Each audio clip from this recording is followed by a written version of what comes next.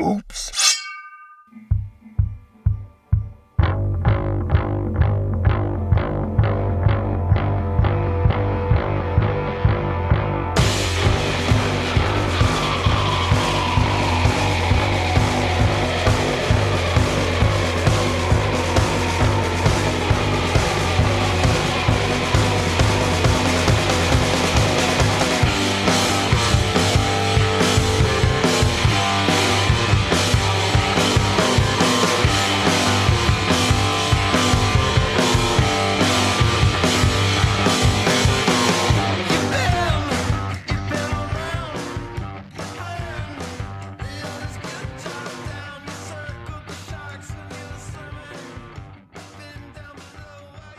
So if you want to think about the paleo model of what our ancestors ate, cavemen this, caveman that, they didn't have any Hostess cupcakes.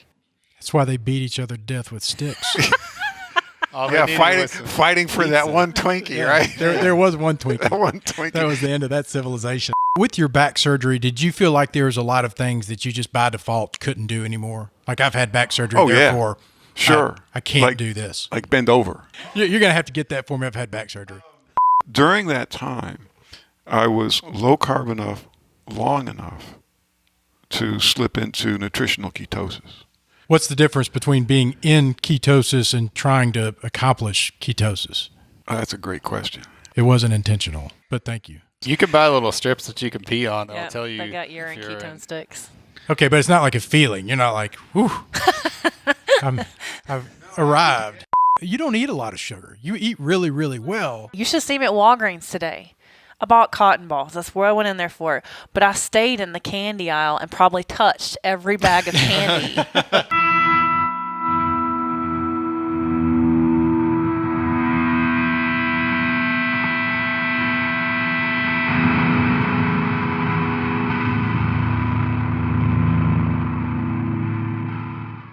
Let's rock and roll. Welcome to the Lift Heavy Run Long podcast. You can find us at www.liftheavyrunlong.com, on Twitter and Instagram at liftrunlong. Also, feel free to email me directly at the address wilson@liftheavyrunlong.com. Also, please be sure to subscribe to our YouTube channel and leave us a 5-star review on iTunes. We have sitting here with us today the lovely and talented Dr. Amanda Kimsey-Horrell, also known as Jacked and Tan, looking lovely. Thank you very much. It's good to see you. It's good to see you too. It's always good to see you. Every day that I come home and you're here, I feel like I've done really, really well. And everyone is nodding in agreement. Like, well, I got one of those too. Yeah. So it's nice to have married up, isn't it? Yes, I sure did. Yeah, we did well. Yeah. We definitely outkicked our coverage. And another guy sitting across from me who outkicked his coverage for sure, if you've ever seen Ms. Holly Rawls, is the Reverend Vaughn Rawls. That's me. The Reverend, that's what they call me. How we doing, Vaughn? I'm doing fantastic. Vaughn has signed up for his first 100-miler at Tunnel Hill, and I know he's been training hard this week. I have, and I got to tell you, it's consuming me. Is it? I'm so scared. Is the training consuming you, or is the act of being signed up for the 100-miler consuming you? The act of being signed up for a 100-miler, first of all. Second of all, I don't have any excuses to not train. So, there's no if I feel like sleeping late in the morning, like when I wake up, I'm like, oh shit, 100 miles. Yeah, like, you can't this up. So it's kind of like a thought that I think about all day long, every day. And in an effort to put this in perspective and relieve you of some pressure, you can't this up. Like, you need to do well. Yeah, I mean, I need to do well. right. So isn't just surviving it doing well?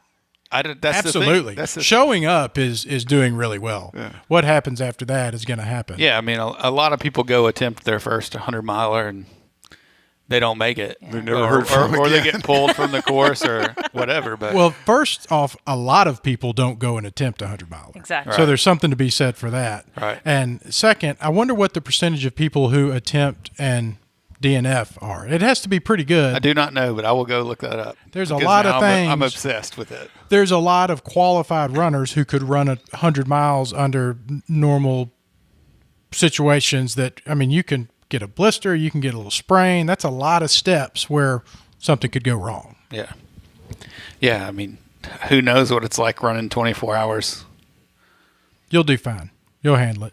I'm sure I will. You've handled every physical task. There's no that's been reason put to in front believe of you. that I would not be able to do it. And speaking of handling things put in front of them, That's right. we have Mr. Richard Westbrook, who I've learned more in the last week about than I knew going into this. I met him at, for any of you out there who are familiar with Barbell Shrugged and Mike Bledsoe, who's a host of Barbell Shrugged, he had a, what would you call it, a communication seminar That's exactly what it was. where I got to meet a lot of really neat people. Yeah, it was and you were interesting. one of them. Yeah. Well, I don't know about neat, but I was there. Yeah, absolutely. I was captivated by you, and I knew you were someone that I wanted to get to know. And Amanda felt the same way, but we only had so much time. And so when Vaughn said that he had suckered you into joining us on the podcast, I thought, wow, this will be a lot of fun. Well, I hope it's fun.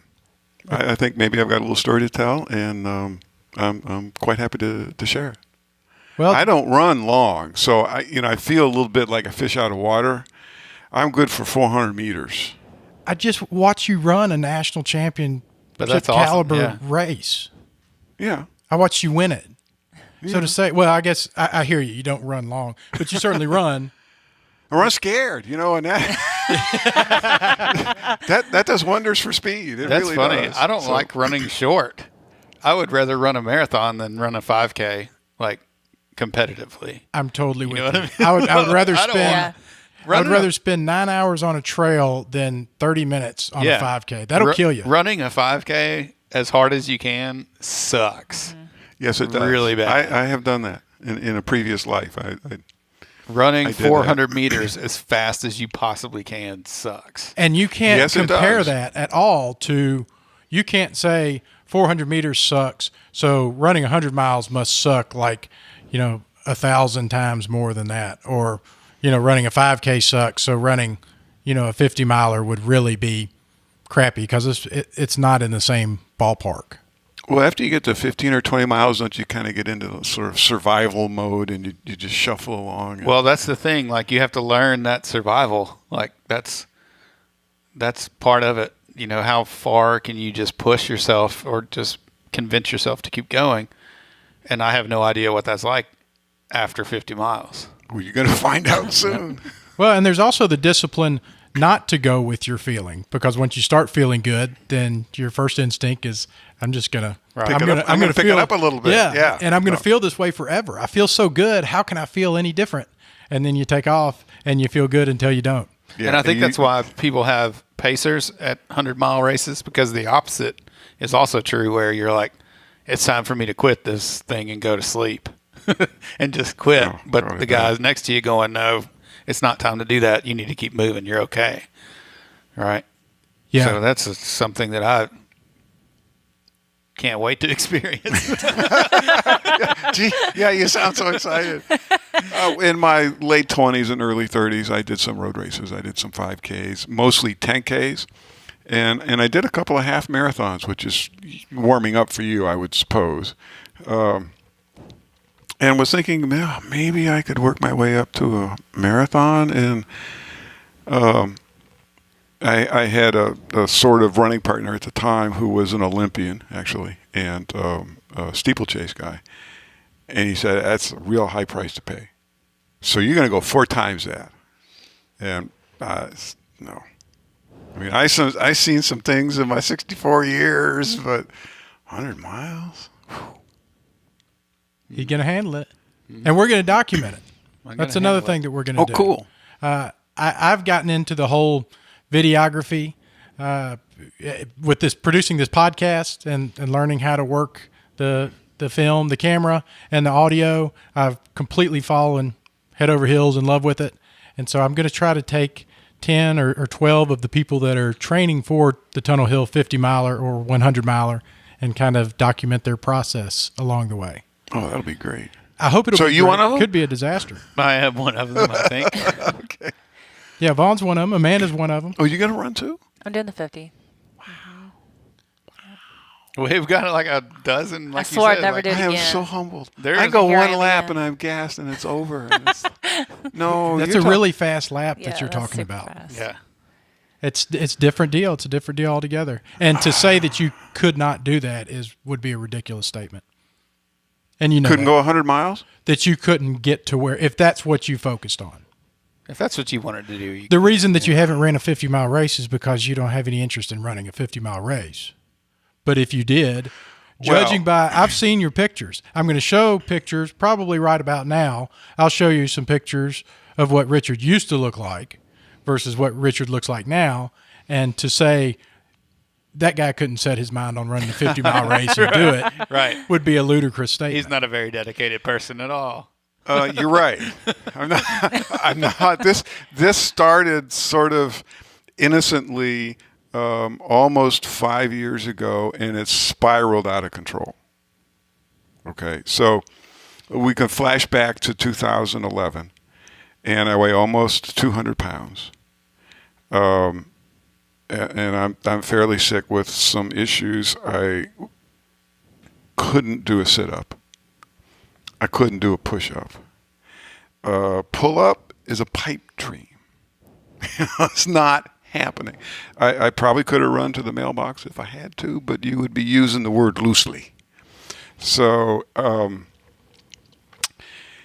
my wife was sick with diabetes at the time and was told she was going to have to start wearing an insulin pump. And she's deathly afraid of needles. And so that wasn't going to happen. And we realized we've got to make some changes. And her son, my stepson, Alex Macklin, you guys know Alex, had been badgering us for a year. Oh, you got to do CrossFit. It's awesome. It's awesome. You got Paleo Diet is what you need.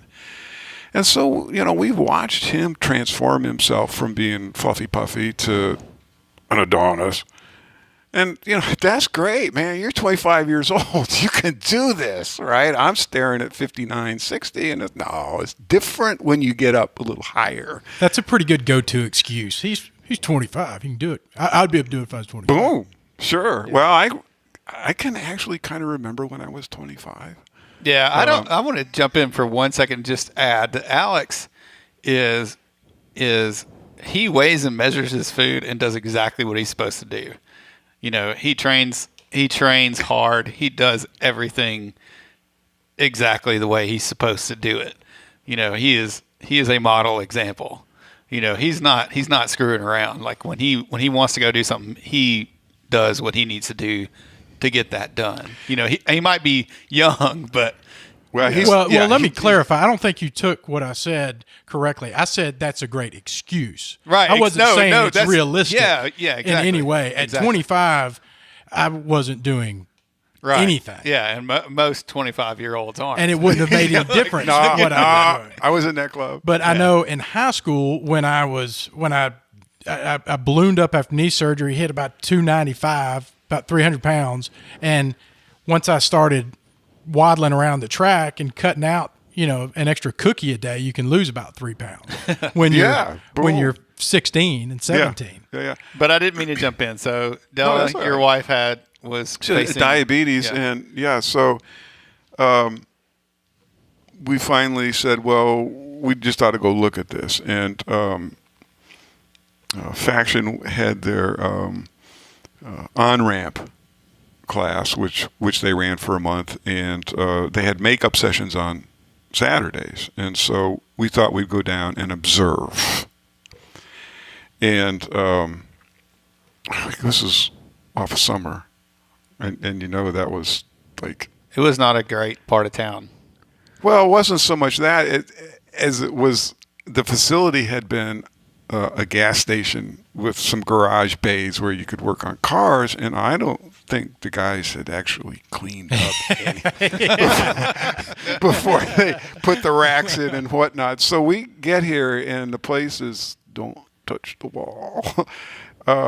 And who's owning it at this point? Oh, this is Mike Bledsoe and Doug Larson. who were probably just happy that someone would allow them to sign a lease and get in anywhere. At the time, they probably didn't even care about that. I think Mike was living upstairs, actually, in the attic. Yeah, I mean, I Isn't think that wild? they both slept there at times. Like, Doug was my 6 a.m. coach at that gym, and there were times I would be like, get there and the door's locked, and I'm like, and Doug like opens up the door, like, oh, sorry. So we're standing in the doorway, looking out into the garage great. area That is where awesome. where the rigs are, and they're somewhat loosely attached to the floor. I think they're rattling and clanking, and guys are doing kipping pull-ups, and they're doing wow. Well, another part about that was they had a powerlifting group in the back, which was Chris Moore and his gang of people. Yes. And they were like blasting like heavy metal. Yes. Random strange noises coming out of the back. Squatting metal plates, like just screaming and hollering. Just I see people throwing around these huge kettlebells, and some people have chains on their barbells. And it's like, oh, wait a minute, we're in the wrong place, right? And we were just kind of thinking like, well, maybe we should go. Nobody's actually noticed this. And then around the corner comes Alex. Hey, Mom, hey, Dad, you're here. Great to see you. And I was like, caught. And we ended up doing a workout that day and survived it with the help of a lot of Aleve. And so within a week or so, I think, are we going to do this or not? Because the next class is starting. And so, okay, here we go. And to make sure that we actually did it, we signed up for the full month in advance. I mean, they had an option where you could try it for 2 weeks and then make up your mind. And it was like, no, we're going to do this for a month. And so we did it for a month and survived. I was really hoping, for survival, because I had back surgery in '87. I ruptured 2 discs in my lower back, and I can't do that with my back. Not having it. So I can remember thinking, I don't want to get hurt, and it'd be nice to lose 10 pounds from 195 plus. So if I can lose 10, I can lose 10 more, and then maybe. And sorry to interrupt you, but with your back surgery, did you feel like there was a lot of things that you just by default couldn't do anymore? Like I've had back surgery, therefore, sure, I can't do this. Like bend over. Yeah. Right. Yeah, no. You're going to have to get that for me. I've had back surgery. My initial attempts at burpees were kind of like, you see a walrus on the beach doing, and that, oh man, that was terrible. I had no hip mobility. I had been told by the surgeon not to lift 50 pounds over my head. It's, the barbells are 45, right? I couldn't even hardly handle the women's at 35. I was like, this is so humiliating. Did you feel humiliated? Oh, absolutely. I wasn't intimidated.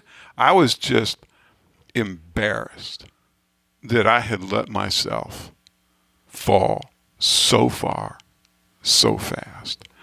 I think that's a common thing. I think I've seen among my friends, you still think you're in that high school mentality of being young and we're pushing 40 or we are 40 or 45. And I've got a close friend that's joined the gym, and that's her biggest issue right now. It's just the embarrassment and humiliation of not being able to lift what she thought she could, and not being as fast and not making the time she thought she would, and doing that. Oh yeah, it's I'm mortal. It's weird. I'm mortal. It's weird how the two different worlds, because I never had that. Like, you're not old enough. I'm 40 something, but like I never had that. I'm intimidated by this. It was always like, why didn't I do this before? But you don't have any background in it, correct? No background whatsoever. Like there was never my background. I ran a little bit of track in junior high and a little bit in high school, and I was a district level performer. I mean, I didn't have any real talent. I wasn't fast enough to sprint, really. No, 100 or 200, no. So I thought, I'll hurdle. That's what slow sprinters do, right? And I wasn't really very good at that either. So I don't remember how I ended up in the 400. I remember I ran a 400 in 8th grade. And then we moved from Ohio to Tennessee, and I thought, well, I can run 400 in Tennessee. It was 440 yards in those days. But I wasn't any good at it, really. I was on the mile relay team. I might have, by the time I was a senior, have become the first string quarter miler because like they didn't have anybody else. You know? I was on a 2-mile relay team when I was in 8th grade, and we missed our event because we were at Burger King. Eating so, well, we didn't have that experience, but there was a spirit of competition. Was a meet in Kingsport where we missed qualifying for the finals because one guy forgot to bring shorts. We were wearing sweat clothes, right? And so he's over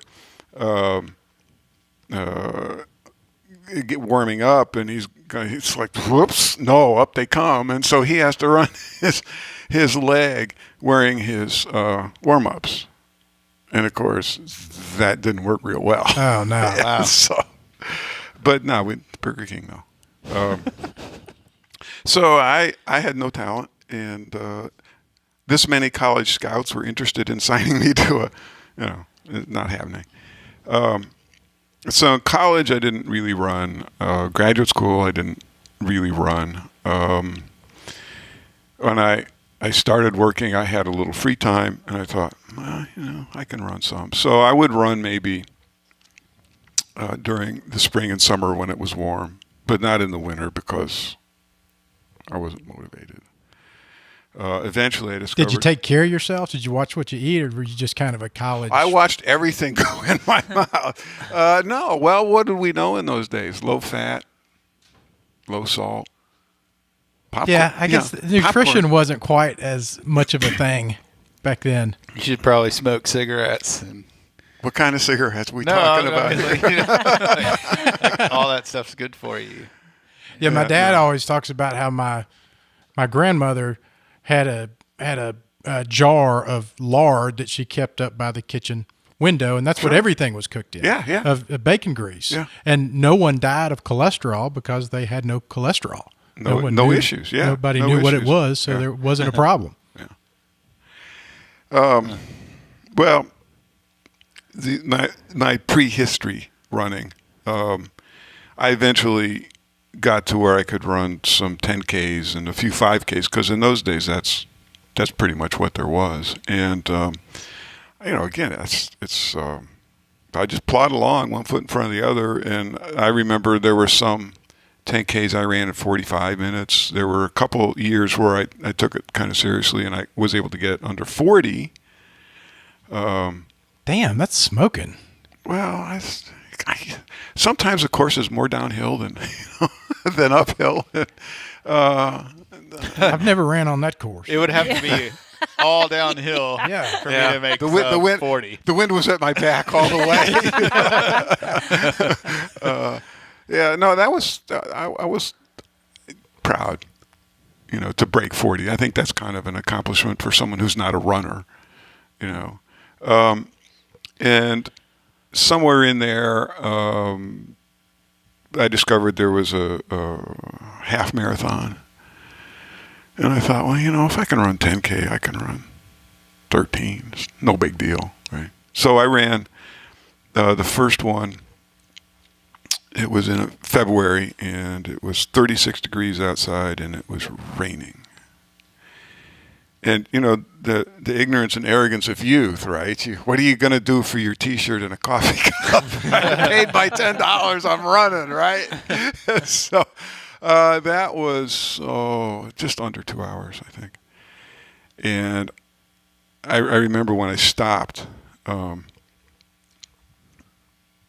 started to shake. I was hypothermic, right? So they took us inside where it was warm, and yet sign a form that you finished, and I was trying to drink some coffee, and it didn't work. And I didn't learn from that experience because I went and ran a second one. It was 25 degrees. It wasn't raining. There was a nice, bright, sunshiny day, but I was in the process of having my back go bad. And so I couldn't really run very well, and I don't remember what the time was, but I'm sure it was well over 2 hours. And then a couple months later, I woke up and I couldn't straighten out my right leg, and I knew I was in trouble. And after that, there really wasn't much in the way of any kind of athletics. How old were you at this time? 35. Yeah. And my life was over. I mean, the surgeon told me that my back was a bigger mess than he expected to find. He didn't tell me that he botched the surgery, which he did. But so you can ride a bicycle, Mr. Westbrook, but you can't run anymore. Well, why can't I run? Well, it's too much pounding on your back. Oh. So sitting in a bicycle seat going like this is good? It didn't work for me. So I tried running. Couldn't do it. I couldn't take it. It just, I'd ice my back. I'd run 3 miles, ice my back, and it wasn't worth it. And so slowly but surely, the downhill spiral starts and goes. And I knew I needed to do something. So there was a pull-up bar in the garage. And anytime I went anywhere, it was 10 before I go, and 10 when I get back. And so, I got arms, and no, it's not anything, right? So in 2007, I moved here to be with Della, and she was a member of a Globo gym. And we go to the Globo gym and play, because that's what you do when you belong to a Globo gym. You play. And, of course, we got no results.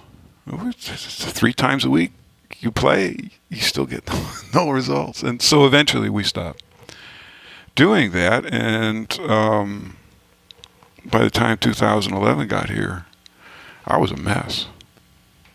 I had cholesterol issues. I had very high blood pressure. And so now entering faction, let's do sit-ups and to warm up.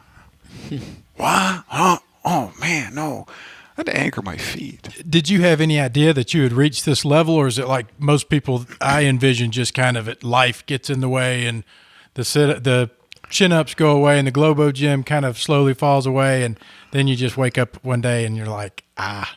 Yeah, that was the wake up. I was lying to myself that I knew when I passed 185, 190 that, well, I can get a little bulk. I'm starting to mount to something, right? And it's an all a lie. I knew I needed to weigh 170 or 165 like I do now. But, that's part of what you deal with when you're trying to justify being the way you're not supposed to be. So to realize that I really couldn't do a sit-up. And I really couldn't do a push-up. Because one of the things I would do sometimes to amuse myself is just do 10 push-ups. You need a break from whatever you're doing at the desk, and so you go, I couldn't do a push-up. Really? Wow. And it probably took me a couple of years before I could do a pull-up without a band, right? Pull-up's a hard thing. Yeah. Yeah. I mean, the pulling the fork up is not all that hard, but to pull yourself up. Yeah. So we do CrossFit for 4 months. And we heard the preaching about paleo and all the benefits and that's the way you're supposed to eat. And we were old, right? Thinking that the intense exercise is going to be enough of a shock on our bodies. So we don't need to go fooling around with, confusing it with nutrition, right? Yeah. This health stuff will kill us. No. That's, yeah. Begging for trouble right there. So in 4 months. The body was not built to be healthy. No, not mine. I lost maybe 6 or 8 pounds. And, you can do that in 3 days with the flu.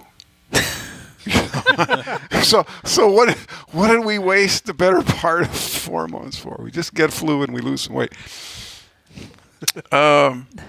So then it was, well, you know what?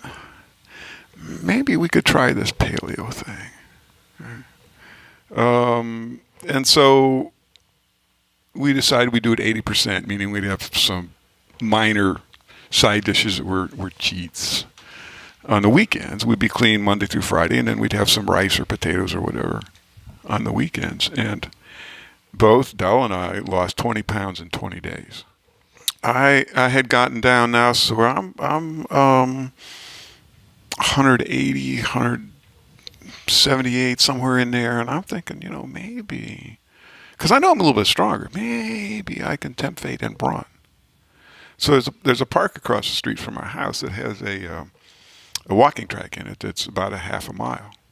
And so I thought, I'd just go try.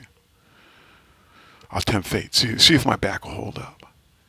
And so I ran what amounted to an 8-minute mile. And so a couple of weeks later, it took me that long to recover. It was 2 weeks between your first and your second mile. That's right. So I thought, well, I'll do it again. And I actually ran it a few seconds faster. Oh, it's not a fluke. There's something to this. Well, when I was living in Knoxville, a former client of mine, it was national class master swimmer. He's got some records. He's really good. And I thought, oh, he needs to do this. It's going to help him even more, right? So I call him up and blather on about CrossFit and how great it is and what it's done for me. And you got to do this too. And he's listened very patiently, very kindly, Yes, Richard, that's nice, Richard. Very good, Richard. And he said, well, you know what? What we do in the water is different from what you do on land. Oh, so you're not going to do CrossFit? No, Richard, I'm not going to do CrossFit. But you should run in the Tennessee Senior Olympics. Well, what's that? He said, well, it's blah, blah, blah, blah, blah, blah. And I said, no, I'm not going to do that because it would be too much training, too much pounding on the back.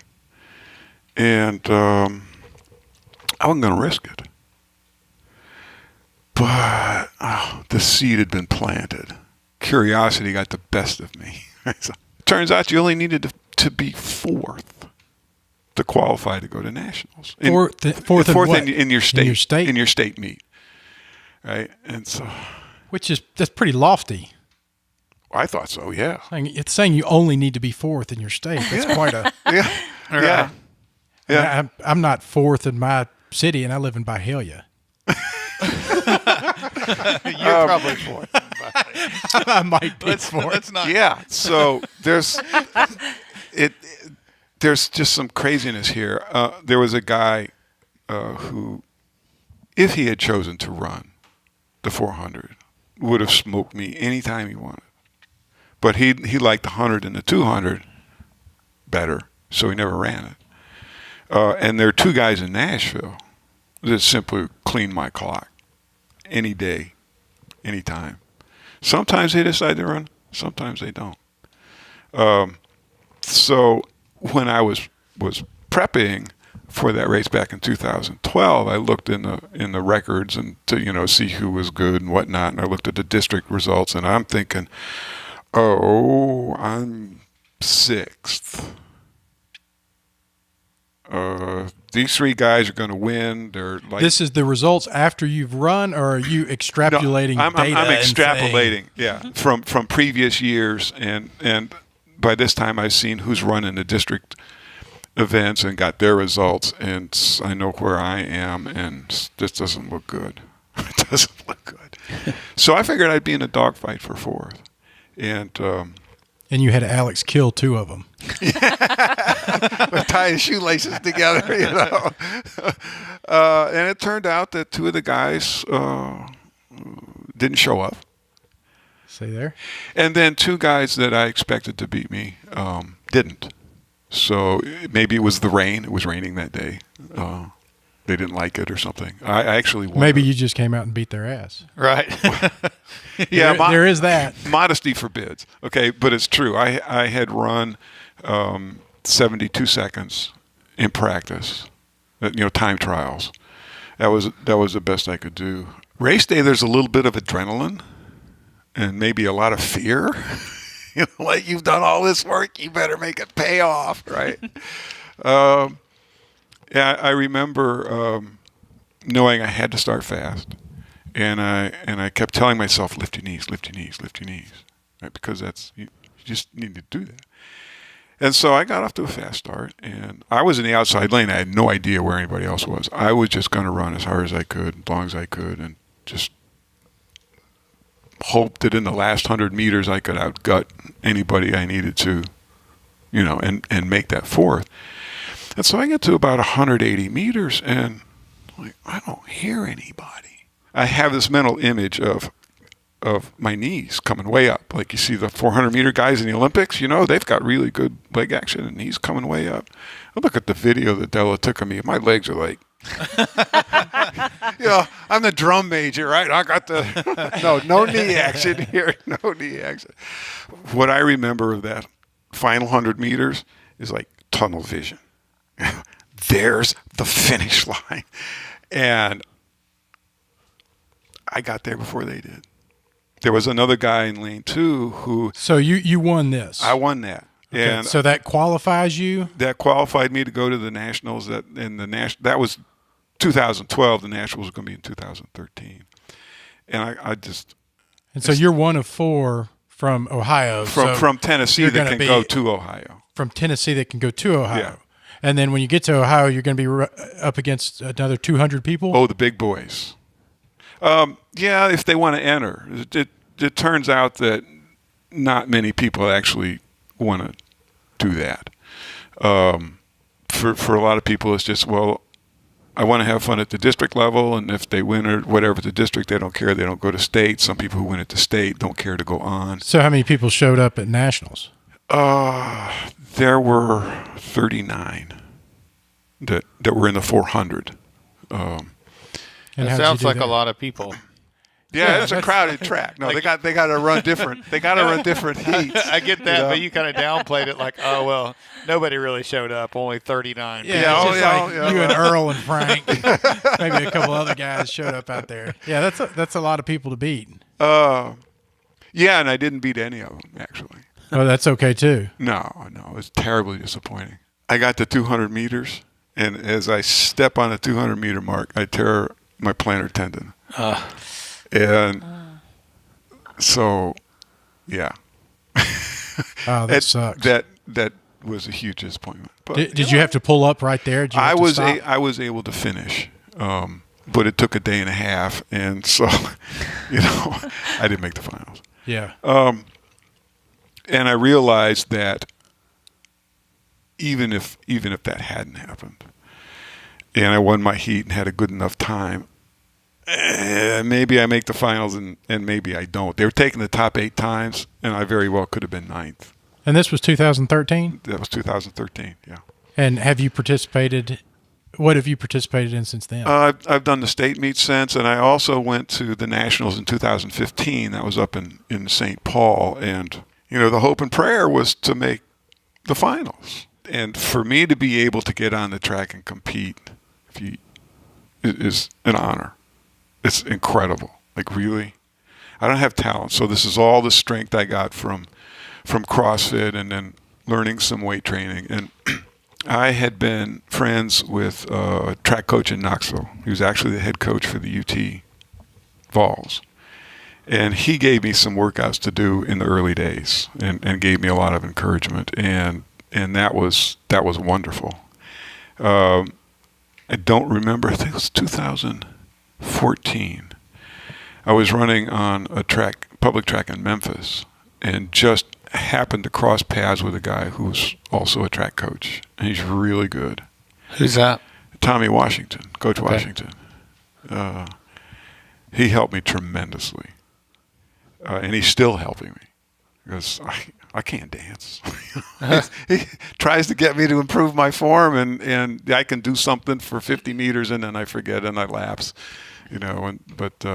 Well, during all this competition, how much CrossFit are you doing, or is it all running? I did CrossFit until sometime in 2013. And then I realized what I was doing, the metabolic conditioning, wasn't really what I needed to run 400 meters. And so then I started doing some dedicated weight training. Doug Larson did a little programming for me. That was a big psychological boost for me. And that was 2013, and I went up and tore my plantar tendon. It's like, oh, that for nothing.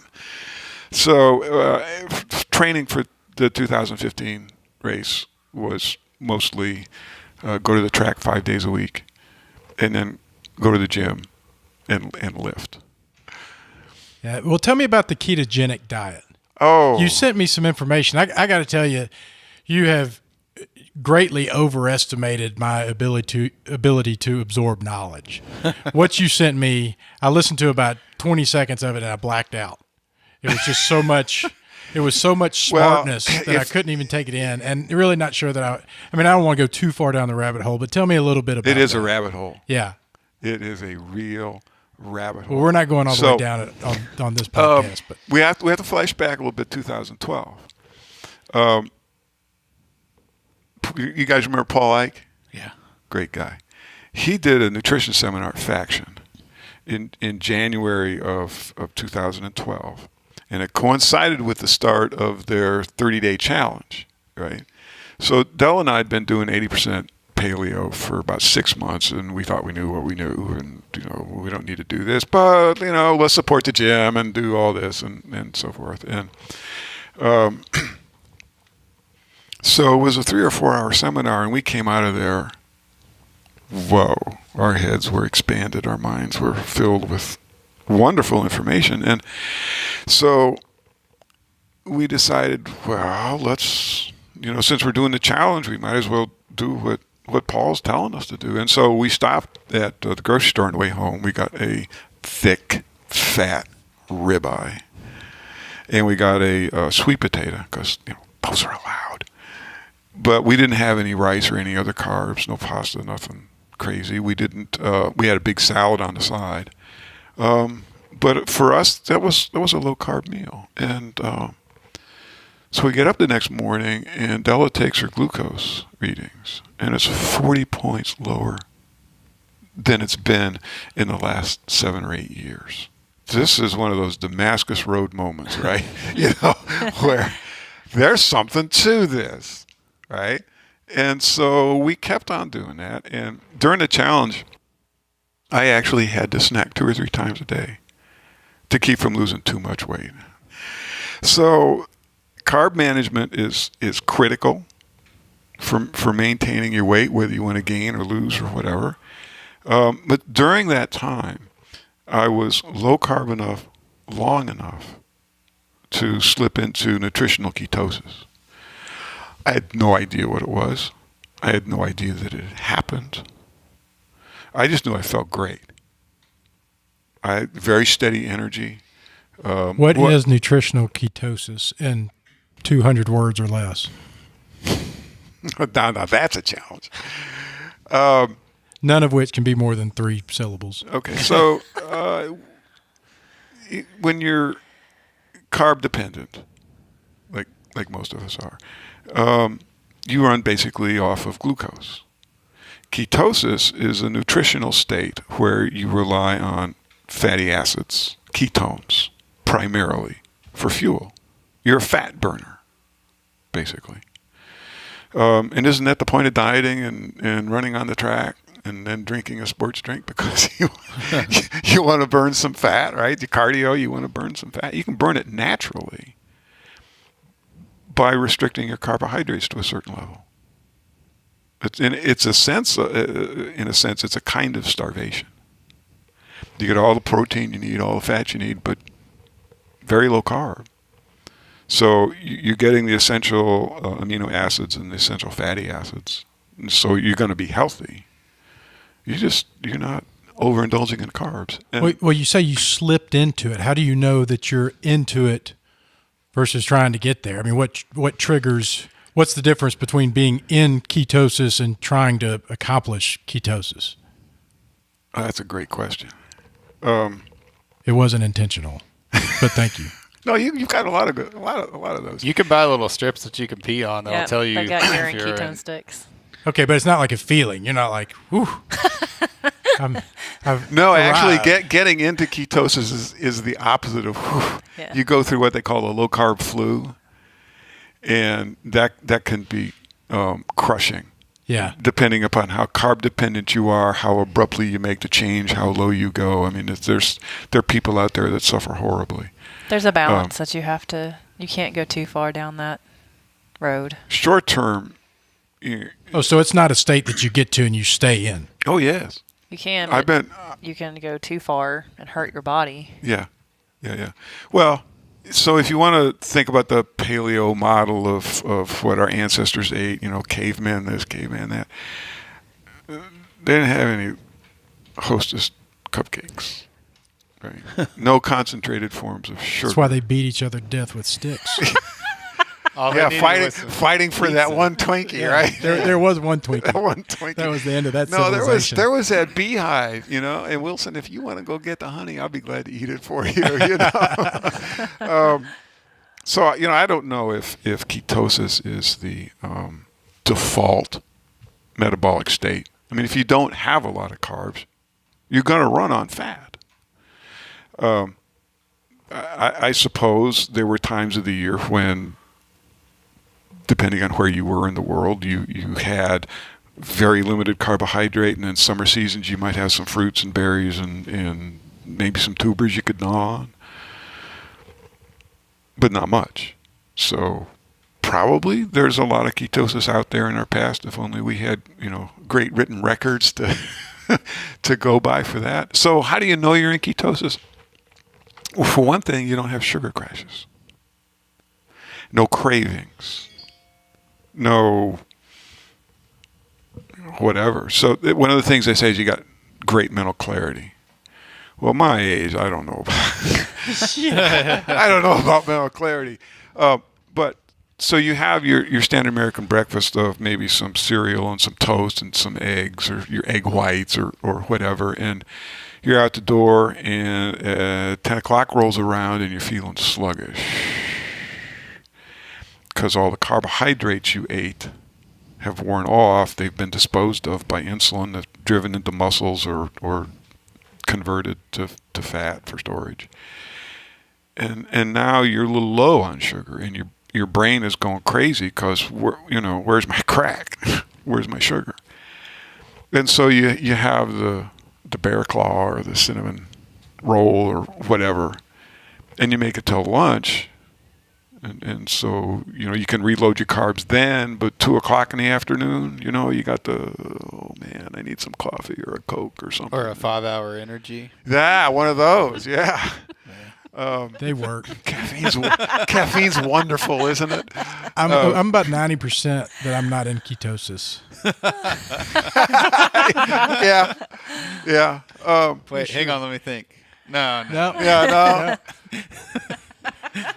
no, it was gas, not ketosis. You were born in ketosis. I was. You were. Wow. Oh, no, wait a minute. You were born in what state?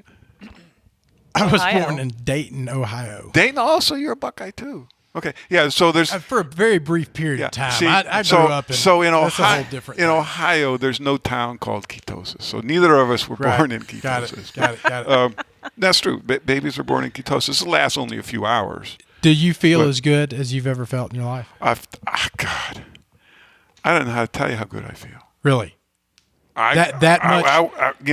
Can I give you an ounce of it? That much better than you felt It's unbelievable. previously? Unbelievable. Do you have a lot of people telling you you're doing things wrong? Well, there was a lot of trial and error, and I'm still learning. Every meal is an experiment, and you got 3 experiments a day, right? So, Rob Wolf's got a new book out called Wired to Eat, which I highly recommend you read if you haven't. He strays a little bit from paleo and says, well, maybe you can eat some things that aren't strictly paleo. They might work for you. Maybe they do, maybe they don't. I think that's a trend. Well, anymore. maybe. A lot of people kind of moved away from that whole paleo Yeah, thing. It can be difficult, actually. You can feel quite restricted. And so, there's primal if you want to have some dairy. Right. If you can tolerate it, fine. That's good for you. But what Rob suggests is you get yourself a glucose meter, and you do these tests. So if all you have for breakfast is 50 grams of whatever you want, rice or oatmeal or something, and then measure your insulin responses, and you'll know how much something blows you up. And if it does, don't eat it. But if it doesn't,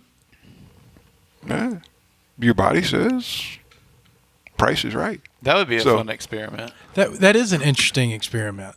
Well, read the book. Don't take, No, I'm just going to go out and buy glucose meters and start sticking myself all the time. Be like my buddy Richard said that I'm doing it right. So lay off me. The fun Give me part of the pepperoni pizza, and then I'm going to stick myself. The fun part of the experiment is the first week where you have to eat a bunch of crappy food to kind of see whether or not. That little Debbie's, that moon pie. Let's see. I'm going to have donuts. 50. Let's see. Excited. We need to wrap this podcast up now so I can start my. What are we going to test today? Okay, donuts in the morning, pizza in the evening. It's a project. That's it. Hold So on, if you wrap that donut in bacon, right, and deep fry it, see, Boy, I really got a spike from that one. Whoa. I probably shouldn't do that next week. So flashback a little bit to 2012 and the state race, where I have run harder than I have run probably in 40-some years. There are age-graded calculators online, and you can believe all of what you type in that you want to, but it suggests that I was running equivalent to as fast as I ran when I was in high school. Now, when I was running in high school, I'd come around the curve with 50 yards to go, and my legs would lock up from the lactic acid. Everybody has that monkey jump on their back. I didn't have that in 2012. So one way of looking at it is you just weren't running hard enough. No, you're not accumulating lactic acid quickly enough, to have that bother you. But I was running as hard as I could. So that made me curious, what's going on here? And I asked Dr. Google. And I came up with, you might be in ketosis. What's that? Did Santa bring that, Every time I ask Google something, I have a brain tumor. Yeah, sure. You got to be real careful because... Well, it ain't safe out there. Your legs aren't locking up because you got cancer. That's it. Damn it. I knew this was coming, so I might as well not get out of bed. Yeah, so... Google, should I get out of bed? No, you have brain tumor along with cancer. Yeah. But you could have that donut and just feel good, right? So. For a couple of seconds, maybe. Yeah. Donuts are terrible. I don't eat donuts because, number one, it does nothing. There's a 5-second window where it's oh, this thing is really good. But then I'm still hungry, and I feel like yeah. I agree with that. Every time I love eat donuts, but at the same time, it's just after you eat it, it's ugh, I just kind of wasted my carb. Well, the thing about breaking your sweet tooth is that stuff doesn't look good anymore. Okay, so I want to talk to you about this because I have a nutritionist, but my weakness is sweets, and I can't get past. Everybody says, "Oh, after you eat, clean for so long, it's not breaking me." I'm having to. You're tough. To get a scoop of peanut butter or something sweet to. Okay, there's sugar and peanut butter, but no, we're talking about cupcake with sprinkles on it. Well, I would take that too. Okay. But how much can you expect to break of sugar? I mean, can you expect to break totally? I mean, I don't have visions of me ever doing it, but I mean, you don't eat a lot of sugar. You eat really, really well. I try not to bring it in the house, and I try not to buy it, or, you should see me at Walgreens today. I bought cotton balls. That's where I went in there for. But I stayed in the candy aisle and probably touched every bag of candy and read on the back it's therapy. Thinking that I was going to find something that was magically low sugar, no carbs, and everything was outside of what I was allowed to have, as far as my macros and stuff. I couldn't make anything fit. And I put it back really wanted to buy those licorice things because nobody likes licorice and y'all wouldn't eat it at the house. No, but I would have because I love licorice. So that was my thought process is, well, I could hide it. Well, I need to hide this. They won't eat this. I can just eat 4 pieces a day. That wouldn't happen. There's no way 4 pieces a day. I'd eat the whole bag. Yeah, that's tough. I can't let the sugar go. So we use some sugar. Primarily coconut palm sugar as approved, right? We have some maple syrup because we'll have waffles and pancakes from time to time that we make out of nut and seed flours. But even there, we're pretty careful about the dosage. Della's diabetes, my ketosis, you don't want to have too many sugars. So we'll put the syrup in a condiment dish, and then we'll dip. Instead of, well, that's 5 tablespoons right there. You know, I hate it when that happens. You know, I know this motion too. I knew exactly what you were doing. So how's she doing with her diabetes now that y'all have cleaned your diet up? She's doing very well. She's never going to be cured because she was too sick too long.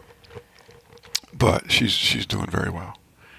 That's awesome. And you know, it's great to be able to run and get on a track with really great runners and be able to accomplish some things in gym that you think are milestones or significant, but the real gift in all this is that she's so much healthier. You know, and to be honest, a few years I was scared. There was several times she'd come home from work, come up the stairs from the garage, and she couldn't make it up the flight without having to stop and catch her breath. You know, this is not good. This is not good.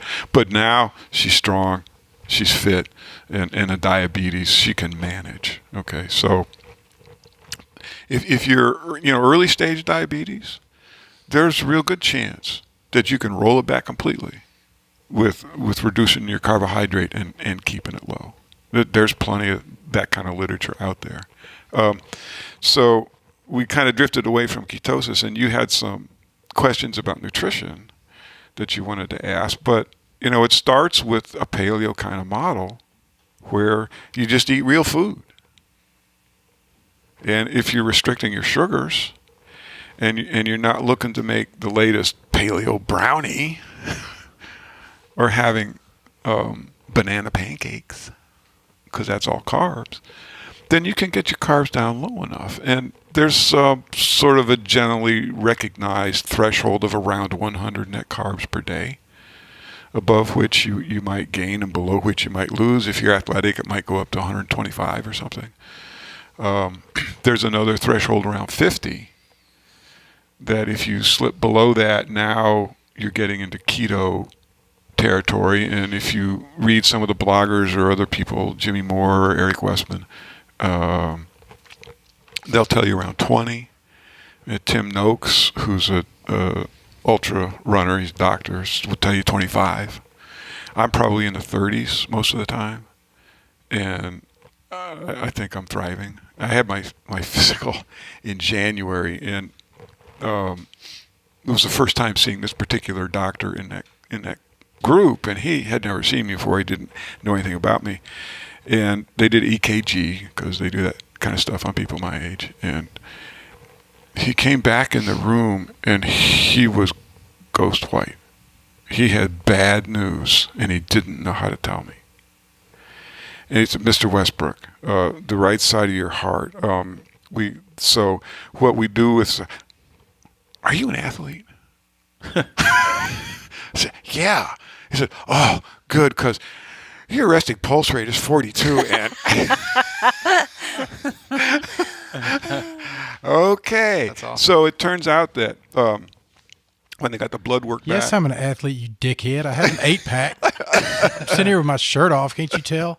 Did you not see all those abs? yeah. What about me doesn't scream athlete, Doc? Well, I had a loose shirt on. I'm not going to be too. I wasn't wearing this. Right. I'm sorry. I just wanted to pretend I had an 8-pack. Go ahead. Yeah, there you go. You got it. It's just tucked away for safe storage. It's hiding under Got to ketosis. show it to That's it. somebody. I'm one big ketosis away from an 8-pack.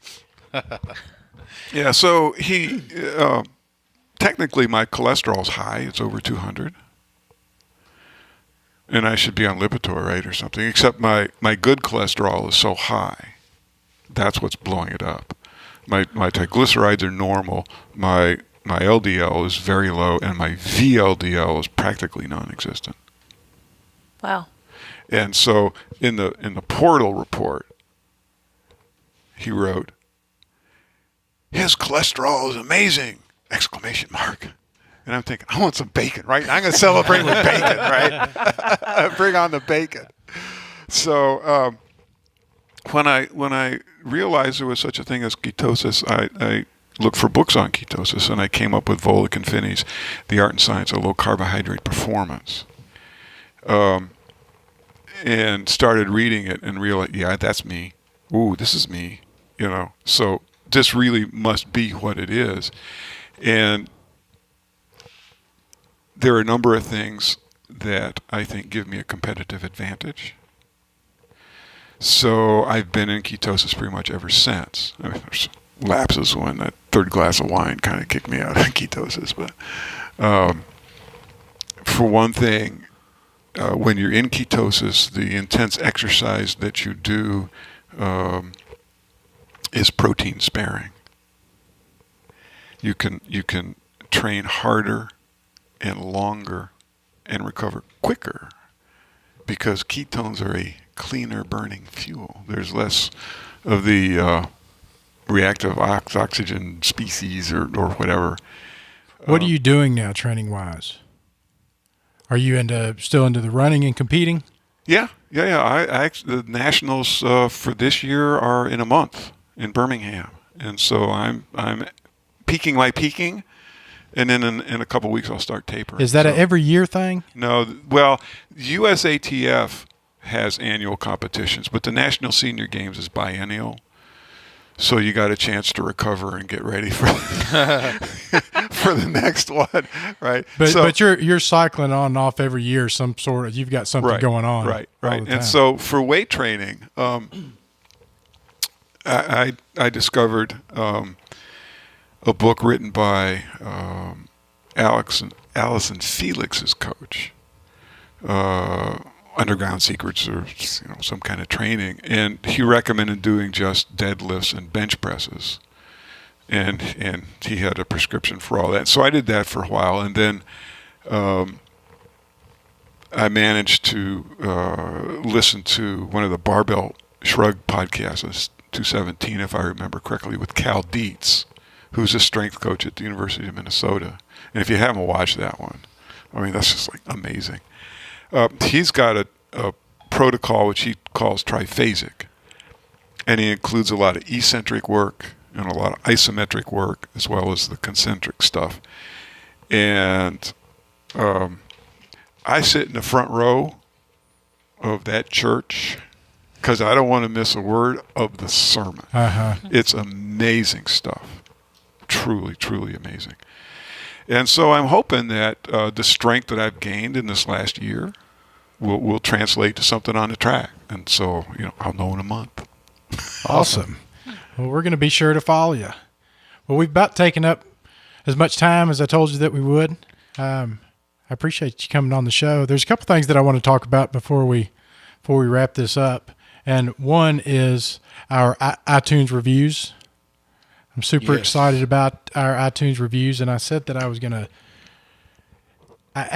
was talking to you today about getting a link set up. Yeah, and I looked at it for about an hour today, and it's interesting. Like if somebody out there will know what you're talking about, where did you find, well, we'll talk about it later, but the vanity URLs for iTunes, meaning you have itunes.com/liftheavyrunlong, takes you right to your feed, and the big boys have those. Oh, so you got to be a big boy. Yeah. So Okay. so the information that I gathered, But we need this in order to be big boys. I understand. And so what I read on Reddit was that you have to, like, BBC has one of those because they've got like several other podcasts underneath their main BBC podcast and like a huge organization, so they can get that. But this was information was like everything I found on it was at least 2 years old, so I didn't find any current. That's outdated. So I didn't find anybody recent. In fact, Apple. We're way off the reservation here, but Apple does this for the that doesn't make any difference to me at all, whether we're on or off. Apple does it for the App Store. So if you have an app, they rolled out a thing where you can have those vanity things, and there's a way to go get them. But I haven't found that for iTunes. I wonder if we could apply for like special consideration because of a mental issue. Because these reviews mean so much to me that I need one every however, day. I will say that we can do the opposite, where you can go liftheavyrunlong.com/iTunes and send that to the iTunes channel.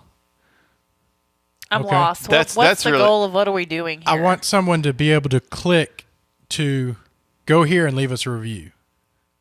Oh, Right? I think I'm totally overthinking your question. I think you are too. I just want you to be able to go to blah, blah, blah.com and leave us a review without saying iTunes percentage point I totally got 128.749 / slash syntax error MS DOS. I can be your hero on Slash that one, Linux. for sure. Yeah. Yeah, I just want people to be able to say nice things. That's all I you want. said, how can we get a vanity URL for iTunes? And so that's what I went and looked up. And I was like, Right after I sent you pictures of our 2 new reviews. Richard, I totally get off on people saying nice things and communicating with me throughout the day, and I just love it. Sure. I love that with LHRL, and I love meeting new people, and I love the whole social media aspect of it. And so when we get a new review on iTunes, I'm like, yeah. So I want to do anything that I can to get reviews on iTunes. Well, you know what?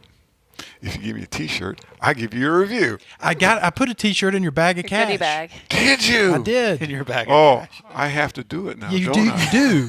As many people as you can get to do that, I'll give you another T-shirt for. Can we send Della a T-shirt too and get her to review? Absolutely. Will I'm she do sure it? she'd love one. Yeah, would she like That a T-shirt reminds or me, a tank top? Do you remember back at Faction Games 101 or something? It had to be 2012 or something. I think you were one of the spotters. I was. Were you spotting her in push-ups or something? I was. Because I couldn't remember if it was you or John Brown. I got a picture It was me. of that. I think it was me. Yeah, we ought to just stick that in there somewhere. You got the picture here. You can get it to me. I'll get it to you. All right, we'll show the I picture. go to iTunes. It's going to cost you a review. I'm gonna put that picture as soon as I see a review, and Della also. Can I send it to you at iTunes? Yeah. Get a vanity. Get him a vanity. How about a van? I like to make things as absolutely difficult as possible. I want to read these reviews. Read 'em. Okay. This is from Letter from Gandalf. I got really excited because I thought, hey, there's you and Harry Potter, but Gandalf It's is not No, a Harry that's Potter. Lord of the the Hobbit, Rings. Lord of the Yeah, Rings. yeah. Oh, I was Lord like, of the who's Gandalf? Okay. And 5 stars, May 1st. If you love running and lifting, this show is for you. Funny, inspiring, and educational. It's a high point of my week. So thank you, Letter from Gandalf. And the next one by BLH49868. At AOL.com. Fun, life-changing, totally real. That's pretty big. And under that, they had to say, the gang at Lift Heavy Run Long put together a program each week that is hilarious, real life, full of information and stories of what it is really like to run all the miles and lift all the heavy things. Most importantly, it is the best information out there for anyone doing CrossFit and distance running and want to continue to do both the best way possible to fit their life. That guy just wrote our elevator pitch. Yeah. Isn't that awesome? So I've only read that about 8 dozen times today. So thanks to both of them. Yes, thank you. Awesome. And thanks, Richard. Yes. Well, Thank you very my much. pleasure. Richard. I'm honored to be here. We're going to have to come back for part 2 of that one. I feel like we could talk for another couple of hours. We'll do that. I would be happy to come back. Okay. And I would be happy to focus more on the training aspect, not so much the running. We would cover the sprint stuff if you want, but I know you guys. That's no. But what to do with weights? Yeah, let's We book could- it. we Let's could do it. that. Yeah. Why don't we bring Della on too?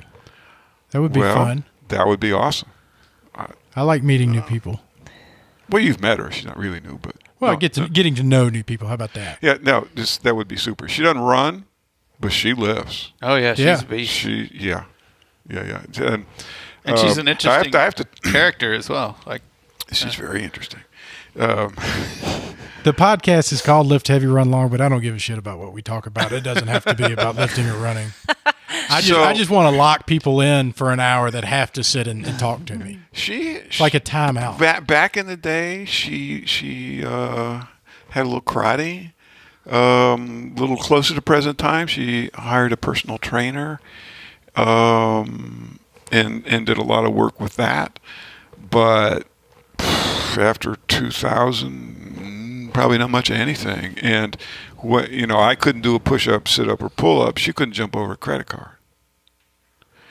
And just actually trying to step up onto a 12-inch box was real work for her. So yeah, she would be good on many levels. All right, yeah, let's do it. We'll make that happen. Let's make it happen. All right, Richard, I appreciate you, man. Wow, my Thanks. pleasure. Thank you. LHRL number 50 is in the books.